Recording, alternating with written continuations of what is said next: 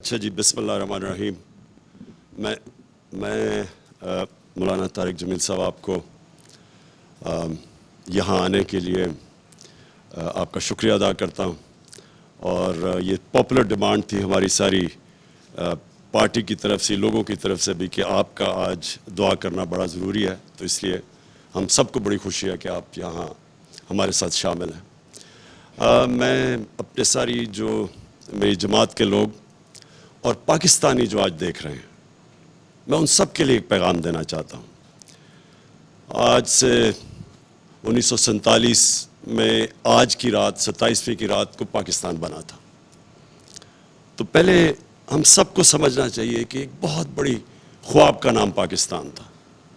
یہ کوئی عام ملک نہیں بنا تھا، یہ واحد ملک بنا تھا اسلام کے نام پہ، اور اس میں ایک نعرہ تھا کہ پاکستان کا مطلب کیا، لا الہ الا اللہ۔ اور یہ سارے بر صغیر کے مسلمانوں کی کوششوں سے، ان کی ووٹ سے پاکستان بنا تھا۔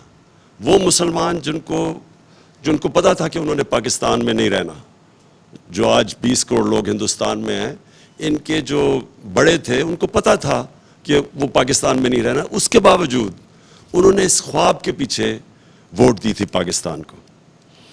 تو یہ ایک علامہ اقبال کی جو خواب تھی، وہ ہمیں سب کو سمجھنا چاہیے، کیونکہ جو ایک قوم اپنے نظریے کو کھو بیٹھتی ہے، وہ قوم کا وجود ختم ہو جاتا ہے۔ تو ہمیں پہلے سمجھنا چاہیے کہ بہت بڑا پاکستان کا جو خواب تھا، ہمیں اپنے مقام کا سمجھنا چاہیے کہ ہم کوئی عام ملک نہیں بننا تھا۔ تو آج اس عبادت کی رات میں سب سے آپ سے چاہوں گا کہ آپ دعا کریں پاکستان کے لیے، کہ ہم اس خواب کی طرف جائیں جو بدقسمتی سے ابھی تک ہم نہیں جا سکے۔ اور وہ خواب کیا تھی؟ کہ وہ خواب تھی ایک عظیم قوم نے کھڑا ہونا تھا مدینہ کی ریاست کے اصولوں کے اوپر۔ یاد رکھیں، ہمارا جو قرارداد مقاصد تھا، اس میں واضح تھا کہ پاکستان نے ایک اسلامی فلاحی ریاست بننا تھا، اور وہ مدینہ کی ریاست کے اصولوں کے اوپر کھڑا ہونا تھا۔ تو وہ جو تھی مدینہ کی ریاست، وہ ایک نبی صلی اللہ علیہ وسلم کی سنت، لا الہ الا اللہ کا مطلب کہ جب آپ اللہ کے سوا کسی کے سامنے نہیں جھکتے، انسان آزاد ہو جاتا ہے۔ اور جو ہماری یہ زنجیریں جو ہمیں زمین پہ رکھتی ہیں، یہ جب تک لا الہ الا اللہ کا مطلب ہم نہیں سمجھتے، وہ زنجیریں ٹوٹتی نہیں ہیں۔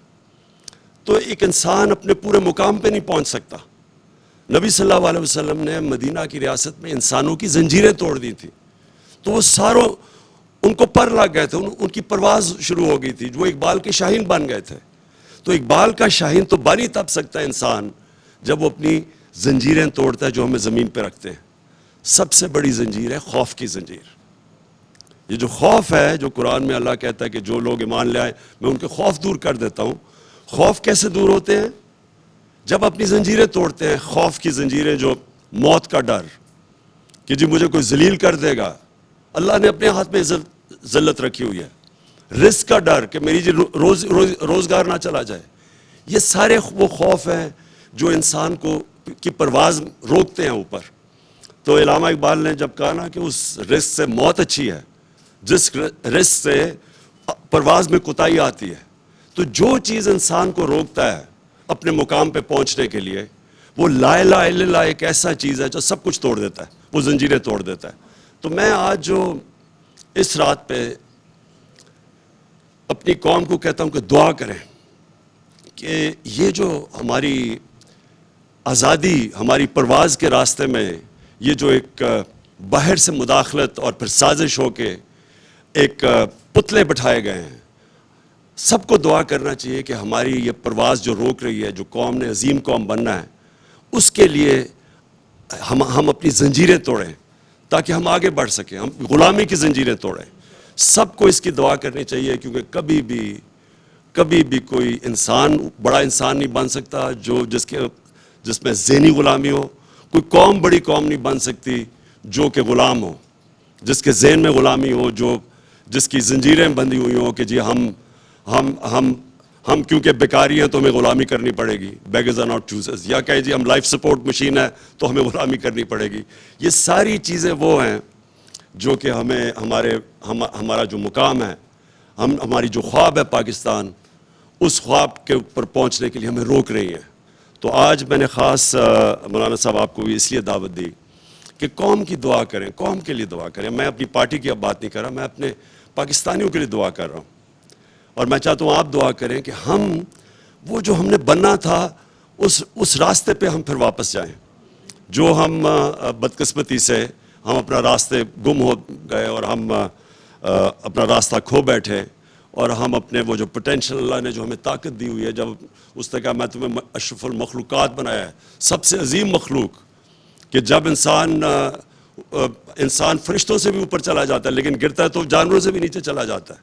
تو ہم کچھ بھی بن سکتے ہیں, ہم زمین پہ چونٹیوں کی طرح بھی جا سکتے ہیں اور ہم پھر فرشتوں سے بھی اوپر جا سکتے ہیں. یہ ہمارے اوپر ہے, اور یہ تب ہم سمجھیں گے کہ ہم کتنا اوپر جا سکتے ہیں جب ہم لا الہ الا اللہ کا مطلب سمجھ جائیں اور وہ ہمارے دلوں میں آ جائے. شکریہ جی.